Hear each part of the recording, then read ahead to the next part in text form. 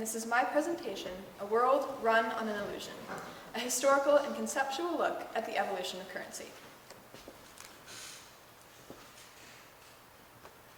How the Great Khan caused up the bark of trees, made into something like paper, to pass for money over all his country. This is the title of chapter 24 of Marco Polo's book, The Travels of Marco Polo, where he describes his first ever encounter with a newly discovered phenomenon in China in 995 CE, paper money. He describes his amazement at this new invention. He finds it a rather ridiculous thing to believe in this new currency. And he isn't totally wrong. This is a $20 bill. We all agree that it's worth $20, correct? Now, think about the things you could buy with this. The possibilities are enormous. There are so many people who would be willing to take this from you in exchange for something with inherent value. So many things you could get for this piece of plastic. But that's all it really is, in essence, a piece of plastic. Let's say the economy crashed, and this bill lost its value. What would you be left with? What could you do with that remaining piece of plastic? Well, you could make an origami hat, or tape together a super fashionable shirt, or make an airplane. Now, this may seem like an incredibly unlikely situation. Of course, our money won't lose its value. However, it may not be as unlikely as you think. Take a look at these photographs. We have children using massive stacks of money as building blocks, and a woman starting her fire with banknotes. You may wonder what the heck these people are doing. They may be insane, or insanely rich. In fact, both of these scenes were normal in post-World War II Germany, because their banknotes were practically worthless. Before the First World War, Germany was pretty confident that they would win. They just needed enough funds to pay for resources like soldiers and weaponry. They decided it was okay to just print up a bunch of money, and to borrow a ton from other countries as well, because they figured they would end up getting money from the countries they fought against after their victory. In a plot twist, they lost, and ended up not only causing rampant inflation because of the enormous amounts of cash they had printed, but they also owed an enormous amount of money to France, detailed in the Treaty of Versailles, which would be extremely difficult to pay off. They ended up not having enough money to pay off their debt to France, which caused France to send troops into Germany. Germany called for a strike, saying they would continue to pay all of their workers while they weren't working. But they had to print even more money to do so. What began to happen was this seemingly unlikely scenario. Money began to lose value as more and more was generated. What ends up happening when you make too much money is people are willing to give you less for it. In 1923, the price of one loaf of bread went from around 250 German marks to 200 trillion marks. 1 billion mark notes were printed to keep up with the rising prices. This was a time when people were most commonly observed playing with, burning, or making clothes out of almost completely useless banknotes. It was a little bit like pennies, except think times a trillion. People were panicking, buying food and goods like crazy, afraid of not being able to afford them the next week as prices rose uncontrollably. Eventually, Germany scrapped their worthless currency for a new one, and things returned to a relative normal. However, people in Germany in the early 1900s saw what I've just described to you. When you take away the value of money, what you're left with is just pieces of paper, plastic, and metal. You can do things like make a fire, or make clothing or toys, but none of this is enough to keep you alive. Disastrous inflation doesn't just happen with paper. Any form of money can lose value, because the value of all money is imaginary. Take the Spaniards and the Incas, for example. In 1545, the Incan Empire still wasn't using money, while a lot of countries around the world, including Spain, were using coins. The Spaniards discovered that the Incas had, in Bolivia, a huge mountain of silver ore called Potosi. To the Incas, this was relatively useless, except for a few pieces of jewelry here and there. But to the Spaniards, this was a mountain that meant riches and power beyond their wildest dreams in silver coins. The Spaniards sailed to Bolivia and enslaved the majority of the native male population there within mines in the mountain. This proved to be incredibly dangerous work. The air in the mines was highly toxic, rockfalls killed men on the daily, and working conditions were overall incredibly perilous. In a little bit over a century, this mountain produced over 45,000 tons of silver, most of which was shipped back to Spain. Spain thought they would be the richest and most powerful nation in all the land, but they were wrong. The Spaniards failed to recognize a key feature of money, that its value is imaginary and can change at any moment. When they increased the amount of silver in Spain by such an astronomical amount, people simply raised the price of goods to match how much more silver there was. The Spaniards were no richer than when they left. Now, based on these stories, you may be questioning if money is actually a safe way of running the economy. It seems so unreliable and unstable. We'll talk about this a little bit more later, but for now I have good news. You don't actually need to have money. While nowadays money seems so essential to daily life, it's only that way because we've made it that way. For the majority of human history, people had no money at all and instead hunted and gathered. There are also other ways to run a more complex economy with no money. Since money is imaginary, you don't actually need to have it. You just need a way of covering the necessary functions that it provides to an economy. The first of these is a way of distributing goods, or essentially a way to make sure everyone is getting what they need.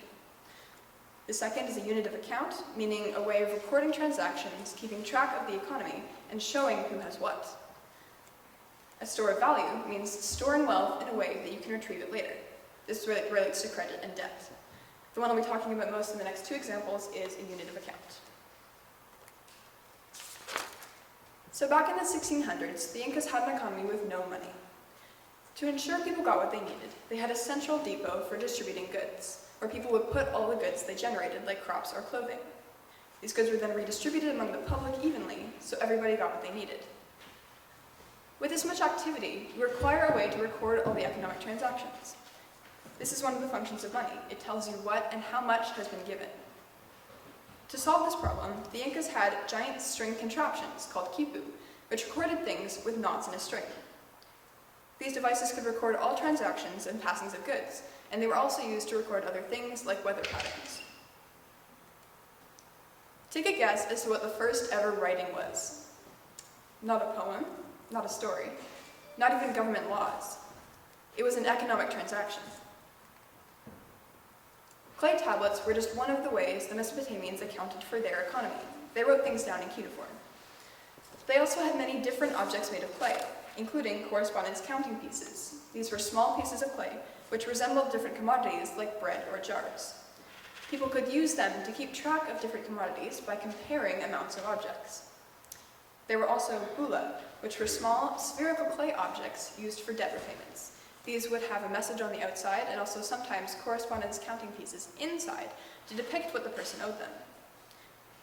The Mesopotamians likely functioned like the Incas did with a central depot for distributing goods as well. So, you don't actually need to have money. However, the fact is, the majority of countries nowadays do. It's the solution that we've created as to how to run our complex economy. While far from perfect, money is relatively simple, controllable, and efficient. Let's go back to the idea from the beginning, that money is a concept. It's an idea, created and agreed upon by society. The only thing giving money value is our mutual agreement to place value in certain objects. This being so, money can be literally any object we can agree upon. There are some things that would be unlikely to see as money, such as air, because they just don't really make sense. However, across history, money has taken the form of literally countless objects, some bizarre and some practical. Before paper money and coins, the most common type of money to see was something known as commodity money. Commodity money is any form of money that has inherent value. This could be a food, a tool, or even an ornamental object like a shell or a bead. This may seem somewhat ridiculous, but as long as everyone agrees and believes in the value of an object, any object can be money. In fact, in the beginning, it was crucial for money to have inherent value.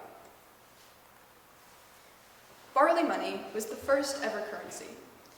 It was created in Mesopotamia in 3000 BCE, Barley is a cereal grain and was put into various universal measurements to act as currency.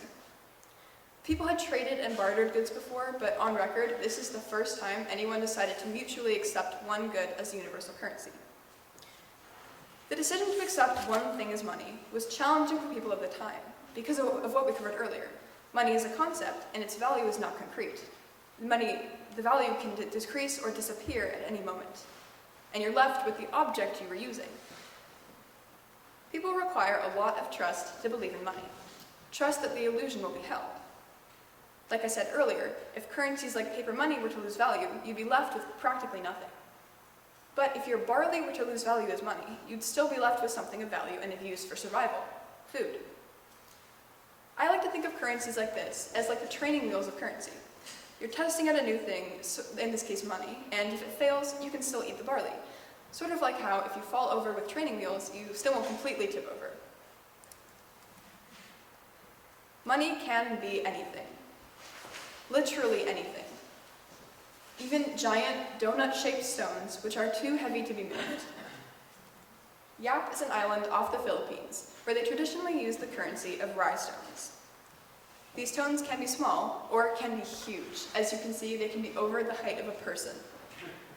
The ones that can't be moved are given from one person to another verbally. Someone just says, "Hey, that stone over there, that's yours now," and the transaction is complete.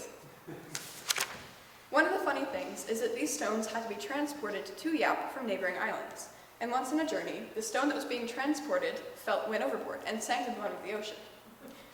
When the crew got back and explained what happened, everyone agreed that because transactions could be verbal, the stone at the bottom of the ocean could still be used as currency.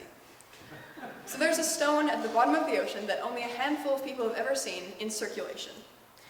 This truly speaks to the fact that money is concepts. As long as people mutually agree and believe in a currency, it can be anything. So in the beginning, it was key for money to have inherent value. However, as people began gaining trust in the system, we start to see the value of the objects being used go down. People transitioned from using commodity money like food to things like shells and coins with little inherent value, to pieces of paper and plastic with very little value, and nowadays, money is often represented by nothing but numbers on a screen. To help convey this point, let's take a step back to 2008 to learn about something that everyone's heard the name of, but most people struggle to understand: Bitcoin. Bitcoin was invented by a person or group under the pseudonym Satoshi Nakamoto. To this day, nobody really knows the true identity of the person or people who made it. Contrary to the image on the slide, Bitcoin is not a physical form of currency, but rather a cryptocurrency, which is a currency created and existing only online. Bitcoin is unique not only because of this, but because it runs on person-to-person payment. Instead of being controlled by the government, Bitcoin is controlled by the people. All transactions are recorded on a communal ledger where everyone can see them. Bitcoin is generated through Bitcoin mining, which sounds complicated, but when simplified, it does make sense. Every time a transaction goes through, it's recorded on this communal ledger. For example, Alice is giving Bob 5 Bitcoins. If people want, they can earn Bitcoin by making sure this transaction is valid, or essentially making sure that Alice actually has 5 Bitcoins in her account in the first place. If this is true, 5 Bitcoins are taken out of Alice's account and put into Bob's. The person who made sure the transaction was valid is rewarded with newly generated Bitcoin. Let's just stop right there. Newly generated Bitcoin. Bitcoin was created out of thin air and exists only as numbers on a screen, and yet people are still willing to believe and trust that it has value. This is the point that our evolution of currency has brought us to. We're able to believe in the value of completely intangible numbers on a screen as our currency, as the thing that controls our world. There are a few reasons for this, one of which being that we like our economy to be as efficient as possible. Anytime we can stop using cumbersome forms of payment, like bowls upon bowls of barley or heavy silver coins, we do. Now, the question I asked at this point was, why doesn't everybody use Bitcoin as currency? Back in 2008, people weren't really willing to trust in Bitcoin. It took a while for people to start buying and using it. The first transaction of Bitcoin was in 2010 by a man named Laszlo Hanyecz, who posted on the forum saying he would buy 2 pizzas for 10,000 Bitcoins. If you think about the value this ascribes to 1 Bitcoin, it's barely a fraction of a cent. The value didn't start to rise until people began selling illegal drugs for Bitcoin. Magically, everyone suddenly started wanting Bitcoin. However, there's a maximum amount of Bitcoin that can exist at one time. And so, as more and more people wanted it, the system ran into the classic instance of supply and demand. The demand for Bitcoin was higher than the amount there was, and therefore each Bitcoin was worth more. The value rose to about $30 per Bitcoin in 2011, and about $500 in 2013. This, yet again, displays the imaginary nature of money. The value was changing rapidly. More and more people began to see the value of Bitcoin rising, so more and more people wanted to buy it, because they figured if they just bought some and let it sit there, they would continually get richer.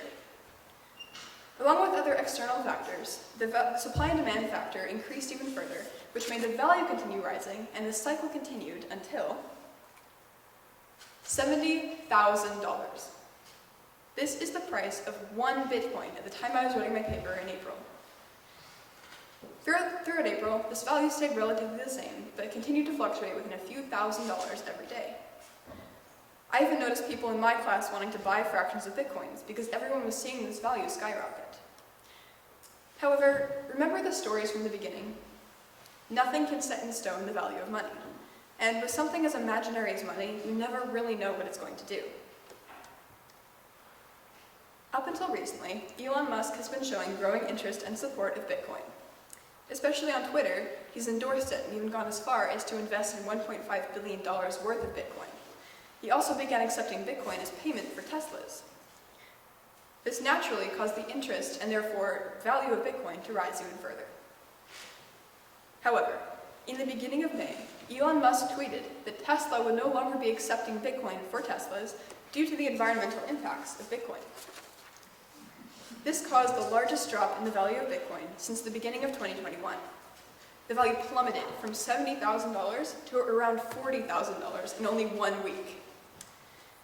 It was kind of funny, because before this, even I was starting to believe in what people have been saying for the past few months, that Bitcoin was a good investment. The truth is, the fact the value of Bitcoin is 1, completely imaginary, and 2, controlled by the people, not government regulation, makes it very unstable. As soon as people lose interest or belief for whatever reason, the value will plummet because supply and demand drops. This is also an interesting point to touch on. Bitcoin began as a currency, but has evolved into something more like an investment. People buy Bitcoin not to use its currency, but in the hopes that their Bitcoin will rise in value, and they can sell it for more than they paid for it.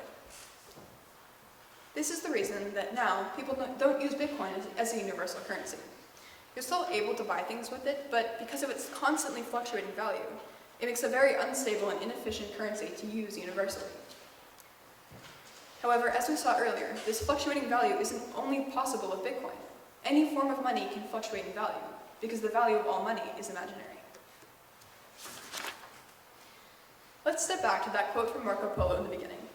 How the great Khan causeth the bark of trees made into something like paper to pass for money over all his country.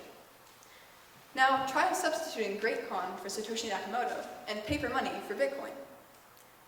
It's the same sort of thing people nowadays would be thinking. Every time a new idea for a currency is introduced, people think it's insane. It can even take people hundreds or thousands of years to warm up to the idea. I believe people need to recognize the conceptual nature of money. Money doesn't exist except in our minds.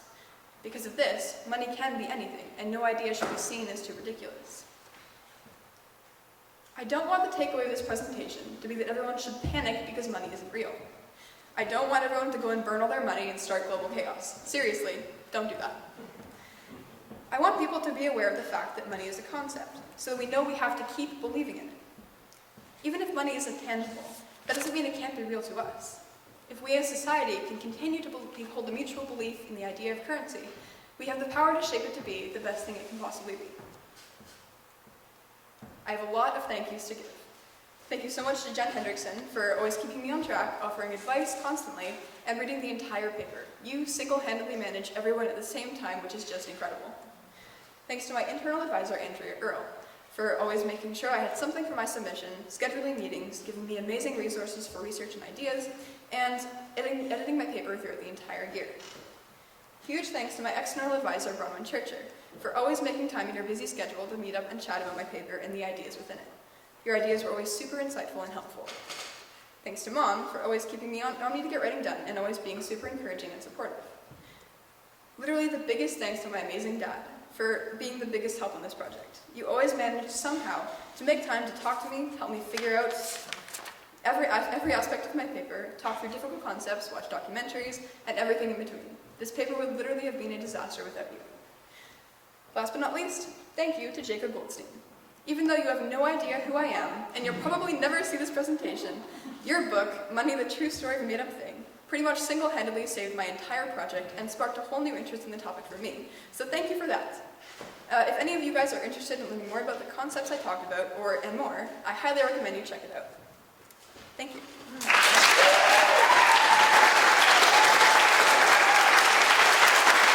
Ms. Hancock, you've done an exceptional job on quite a detailed research paper. So we're now going to ask you more questions about what you learned. To your advisors first.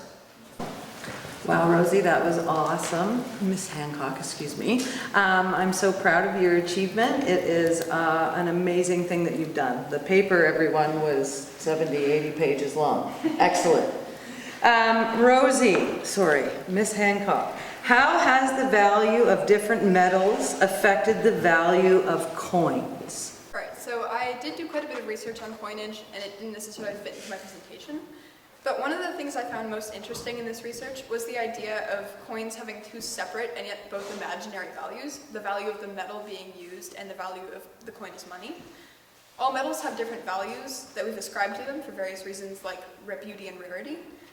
For example, you could buy an ounce of copper for around $1, an ounce of silver for around $30, an ounce of platinum for over $1,000, and an ounce of gold for over $2,000. This value exists outside the made-up value of a coin as money, but it also relates directly to it. Coins' values used to be directly based on the value of the metal being used to make them, especially since they were commonly made of silver and gold, which are super valuable metals. This became a problem in a few cases, one of which being the metals needed to make the coins cost money to obtain, and therefore the coins cost money to make. So sometimes governments would essentially water down their coins with less valuable metals, so they didn't have to spend as much money to make them. But this would usually result in inflation because the coins were worth less, so people needed more of them to pay for commodities. I just like thinking about the idea that the made-up value of one thing affects the made-up value of another thing. Great. Thank you. Congratulations, Ms. Hancock. It's been quite a journey this year that you've been on, and I think for those of you who haven't read the paper, this is just a snapshot that you've seen or discussed today. So I did want to ask you a little bit about commodity and barter and gift economies, which you did spend quite a lot of time doing some research on, and also the alternative to these economies. If we do start to lose our trust as the stock market fluctuates and we don't necessarily believe in the value of currency, what do you think the future could look like, and do you think it may return to things like gift and barter economies? Right. So a gift economy was the most basic primitive form of an economy, kind of. It's the idea of the only really transactions being giving to other people, like hunting and gathering, and then sometimes people would give gifts to each other. It's an interesting, idea to think about what would happen if we stopped believing in money and what would we go back to. I think that the very first thing people would go back to was there would be a lot of chaos, but then people might settle down into something like a gift economy, more structured, but also a bit more free to give people goods, but also just fending for yourself and getting what you need. So it's interesting to think about. Yeah. And one other thing I wanted to mention is you sort of decided to take a little bit of a historical and an anthropological lens looking at these issues, and you could have gone lots of different directions looking at sort of philosophy of money or economy based. And why did you decide in the end to focus on this concept as you did? And do you think looking at it sort of anthropologically and looking at things being cultural concepts like money, did that change your mindset on other things as well? So, yeah, I struggled a lot actually to find what I wanted to focus on in this project. There's obviously a lot of different aspects of money that I could have focused on. But currency to me is just very interesting because it's like the physical embodiment of this concept that we've created. And it's interesting to see how that can take different forms and how it's very like, kind of like a flow of evolution. So that's kind of like why I decided to choose this. What was the other part? Sorry, I forgot. Just in terms of looking at cultural constructs and did it change, looking at money in that way, but did it change your view of other things and the trust we place in other things as well? For sure. It's interesting to look at everything around you and see how most of it, like things like time or just different concepts, are completely intangible and made up, but they're also like, they've taken more physical forms because of us. It's interesting to think about. Thank you. Great job, Ms. Hancock. We're going to open it up to questions from the floor. So if you have a question, please come over to here. A fantastic presentation, Ms. Hancock. Super interesting. Two questions for you, though, that came to mind as we're watching this. I was watching this. One, you said the Bitcoin lost value because of its environmental impact, kind of a roundabout way. Can you explain that? Yeah, so like I said, Bitcoin is generated through Bitcoin mining. This process requires people to solve incredibly complex cryptographic puzzles online. And the computers that are trying to solve these puzzles are all doing so at like the same time and trying to compete to do it first. There's the software and like the puzzles that are trying to solve take like a huge amount of energy to solve. And also the majority of Bitcoin miners are located in China, which most of its power comes from like non-renewable sources like coal. So it just generates a lot, it takes a lot of energy and probably produces a lot of pollution too. Very interesting. So there's this hidden cost we don't see. Which leads me to my other question, and I don't know if you can answer this. Is money good? Is it good for us? Should we continue believing in this, or? I mean, kind of the conclusion I came to was I don't think it's at its best point right now. I'm not going to go ahead and say that I know what the best form of money should be, because I don't think that's a question that I'm able to answer right now. But I'm definitely interested in like learning more. Like if I were to pursue a career in this, I think that's something I'd be really interested in, like researching, trying to find the best thing to how to run our economy. I don't think we could really go back to more primitive forms unless there was some kind of catastrophic like international blackout. But like believing the idea of currency and continuing to believe in it helps us be able to shape it to be the best thing it can possibly be. So once people figure out whatever that could be, then if you keep believing in it, that's possible. Well, if you find out something new, call me and I'll invest in you. Thank you. Well done.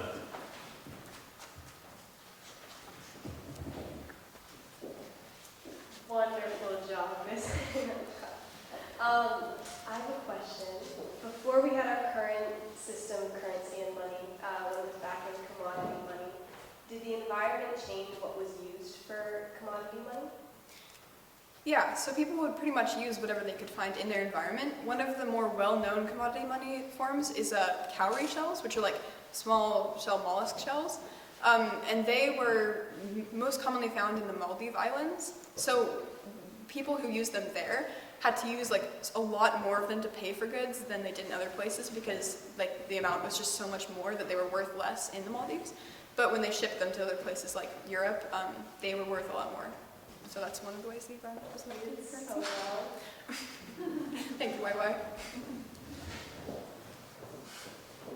Very well done, Ms. Hancock. I must admit your presentation has left me a little bamboozled about what really money is. But if you could travel back to any stage of time where there is a certain currency, where would you go? What currency would you want to see in action? I mean, a lot of them are still in use today, which is the interesting thing. I think rhinestones, like the big stones, are still in use for some uses. So I wouldn't necessarily have to travel back in time to see a lot of them.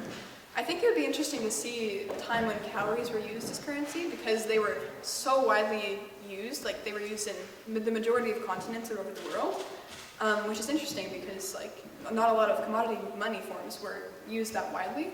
So I think it'd be interesting to go back and see people's opinion on that at the time. Amazing job, Ms. Hancock. Just wondering, in the future, do you see yourself working in this sort of field? If yes, in what system? Yeah, so I've thought about this a little bit throughout the year because I've gotten more and more interested in this topic.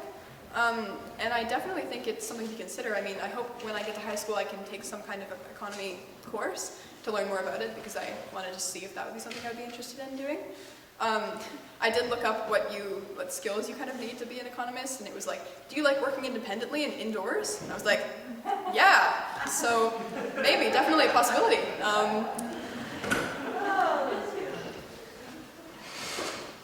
Amazing job, Hancock. I have two quick questions. So, do you think what happened to Bitcoin, like its value rising exponentially, do you think it could happen to any type of currency, even real currency, like money? I think it is. Paper money? I think it's possible because, like I said, it's made up value, so it can change. But it's not as likely because Bitcoin is controlled by the people and what the people are doing and buying. Like, it's less controllable by the government, so it's less likely, but for sure possible, I think. And my second question was, do you think a currency like on Yup Island with the rocks, do you think it could work worldwide, like where you can't move them? Do you think it would ever work worldwide, or no, not I at all? think it would be difficult, just because it's more like cumbersome, takes a lot more memory. Like, I don't know how they recorded those transactions exactly, but because it is verbal, it's not like you don't have to carry the stones around. So I think that the fact that it's verbal could make it easier to use as a universal currency. I just wouldn't necessarily go with that for a lot of reasons. Great job, Mrs. Hancock. In your opinion, do you think it's good to invest in Bitcoin, or do you think the environmental impact is too high and people should stop investing in Bitcoin? I don't know. I just learned about this environmental impact. I thought it was really interesting. Again, I do think that, like right now, the value of Bitcoin hasn't really risen from $40,000. So unless some celebrity comments again saying that it's a good investment, but the value probably won't do anything crazy like to increase. So right now I would say no, but like if you'd asked me a month ago, I probably would have said yes, like not including the environmental impacts. But yeah. Representation Hancock, do you think it is possible to achieve a stable currency that wouldn't go up or down unless something really terrible happens? I mean, that's an interesting question. I feel like it would take a lot of government control, which is not something that a lot of people like, and is also not good in a lot of ways. And since it's just so made up, I mean, we don't even know if we're going to continue to have currency. So it's an interesting thing to think about, but I don't know. Awesome presentation, Ms. Hancock. So you've done a lot of research on this. So what do you think is going to happen next in the foreseeable future? This is something that I was going to talk about in my paper, and I was like all set to make some predictions, and I was like, the thing is, people before paper money was invented, they weren't like, the next currency is going to be paper money. Like, you can't really predict it that far in the future. I mean, obviously, the general prediction is that it's going to go mostly digital, or like chips in your brain or something, like completely intangible, which is interesting. But I don't know if it's my place to make a prediction because I just have no idea. Super cool idea and presentation. I find this topic super interesting as well, and what I'm wondering is, now that you have this sort of newfound understanding and respect sort of the idea of money and the trust that is required that goes into it, do you think it's going to affect how you spend your money in the future? What are you going to invest in? Do you think that something like Bitcoin that's just numbers in a computer and doesn't have any sort of inherent value is something that you would invest in, or would you rather invest in like real estate, like tangible things because of this? I mean, like, the fact that we have been able to continue to believe in these intangible numbers for such a long time now, like, not an incredibly long time, but a pretty long time, like, especially paper money, that's pretty intangible, and we've believed in that since 995 CE. So the fact that we've continued to believe in these things, even through all the ups and downs, like the inflation, disastrous inflation circumstances, I feel like that's given me a different hope in the idea of like investing and believing in intangible things. So yeah, I mean, like I'd be totally willing to invest in intangible things as long as I could predict where it was going to go pretty confidently. Great job, Ms. Hancock. I have 2 questions. My first question is, what do you think of the materials being used to create money, like paper and plastic? It's not the best for the environment, that's for sure. I definitely think the metals we could get rid of. Like, I don't necessarily think that coins are super necessary. I feel like we could use other things other than that.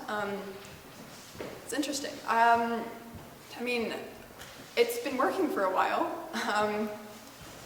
but I feel like better things could definitely be used. There's a lot of options, so any option pretty much. You can use anything. So. And my second question is there any large differences between Bitcoin and other cryptocurrencies?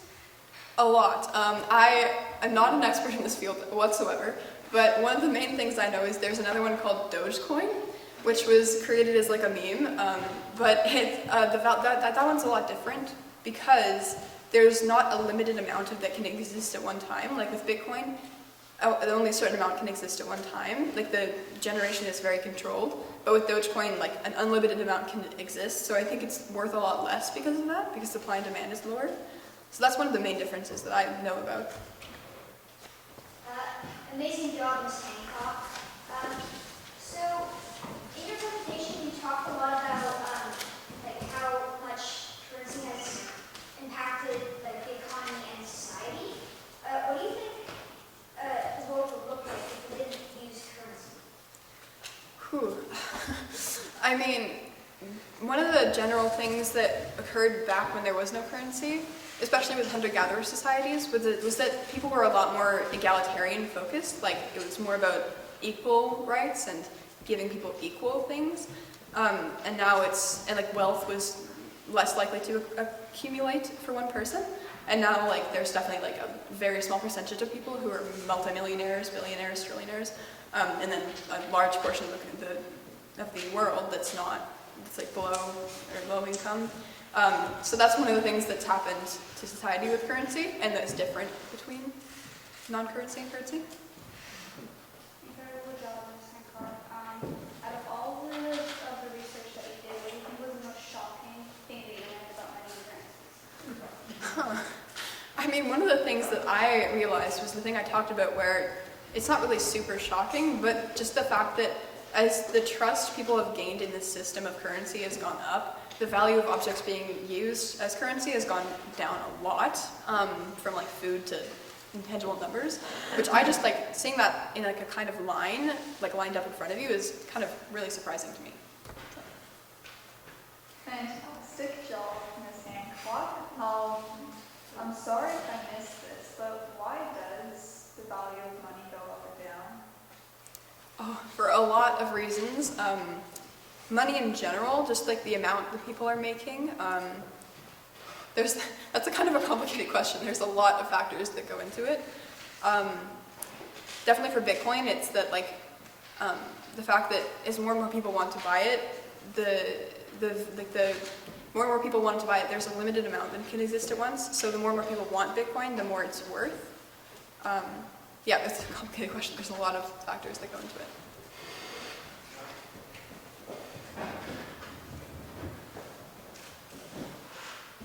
Thanks, work, Ms. Hancock. I have some questions from our remote audience. First one's from Mosaic. Oh. Yes, I knew that would bring a nice rouse. So Mosaic asked the question, which you had hinted at, but I want to repeat it because it's Mosaic coming in from Toronto or wherever. Do you think the world would be better without money? Again, that's a very complicated question. I think in some ways, yes, because egalitarianism is often considered a good thing. People get more equal rights and equal shares in wealth. People accumulate less wealth generally. But I mean, it's complicated. Like, it's less efficient in some ways. Definitely capitalism is not a great effect of money. So that's one factor that's why money's not great. But like, it would be kind of hard to go back to that instantly, like back to no money instantly, because it's just, we're trained right now to have currency. So the way our entire economy and world runs is based off of currency, so I think it'd be hard to go back to that right now, but, I mean, there's arguments on both sides, I'd say. Good answer. This is from Indra from last year, from Indra's mother, I should say. Thank you so much for this interesting presentation. I learned a lot from you. Do you think it would be possible to have one universal currency or form of money that would work around the world? I mean, definitely money, it does not only have economic functions, like there's also cultural functions, and culture affects what people have as currency often. So I feel like it would be kind of diminishing to have one universal currency because it's like the choice people make based on their culture and their environment area. It would probably be possible, but it would take a lot of, again, control from a higher power, which would not necessarily be the best thing. So it's probably possible, but not the best idea. Because we don't all have humongous rhinestones to use. Nice job, Ms. Hancock. Do you think currency would be an idea that all intelligent species would be evolved into? Like, let's say if we simulate the human species again, do you think humans would come to the idea of currency as a way to organize things again? And let's say you simulate it like 100 more times. Do you think most of the times they would like evolve into the idea of currency? Do you mean like in the exact same Earth that we have right now, or like in a different Intelligent environment? species. Like, do you think they would come up as currency as a way to organize things? I don't know if every single one would, but I think it's definitely likely because trading and bartering is kind of like a first instinct of human beings to do. Like, I'll give you this and you give me that. And then the first form of money kind of was spawned off of trading and bartering.